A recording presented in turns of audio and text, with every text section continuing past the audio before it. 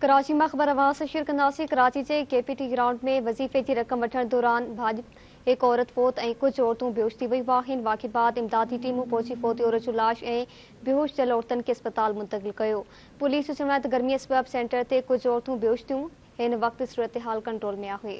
अहम ख़बर है नासरीन आग करियो पिया कि कराची खां कराची जे केपीटी ग्राउंड में वजीफे की रकम वठण दौरान भाॼ पइजी वई आहे।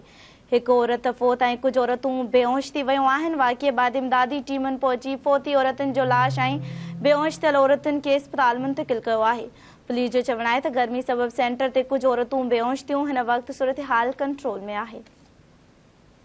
कराची में ख़बर आवाज़ से शेयर कई पिया वजीफे की रकम वठण दौरान भाॼ एक औरत फोत और कुछ औरतूं बेहोश थी वयूं।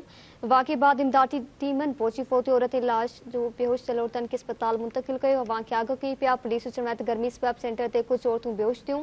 इन वक्त सूरत हाल कंट्रोल में है। कराची में ख़बर आवाज़ से शेयर कई पिया वजीफे की रकम वठण दौरान भाॼ सबब एक औरत फोत और कुछ औरतूं बेहोश थी वयूं। वाक़े बाद इमदादी टीमन पहुंची फोती औरत जो लाश और बेहोश थियल औरत के अस्पताल मुंतकिल किया।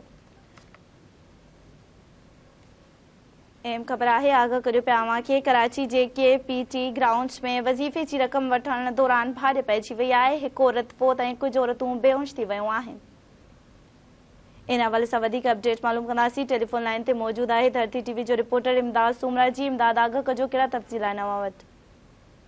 जी बिल्कुल अज सुबह जो है अफ़सोसनाक वाक़ो पेश आयो जॾहिं कराची के ज़िले ख्यामाड़ी में जो है केपीटी ग्राउंड भरसा जो है सो बेनज़ीर इनकम सपोर्ट प्रोग्राम की मुस्तक जी औरतूं उहे पांजी रकम वठण लाइ जना एक स्कूल में जो पहुंचूं तो उते जो है तमाम जो सो रश घणी हुई जिन सबब जो है सो औरतुन में जो है सो भगदड़ मची भाॼ पहुंची वही जैखां पोइ नवन खां वधीक जेकिन औरतूं जेकिन उहे पिण गर्मी की सट नसंदे हुए जो सो बेहोश थियण जा इतला मिलिया हैं जिन इन वक्त बेहोश थींदड़ औरतुन के जो है कराची के ट्रामा सेंटर में मुंतकिल किया पे वने।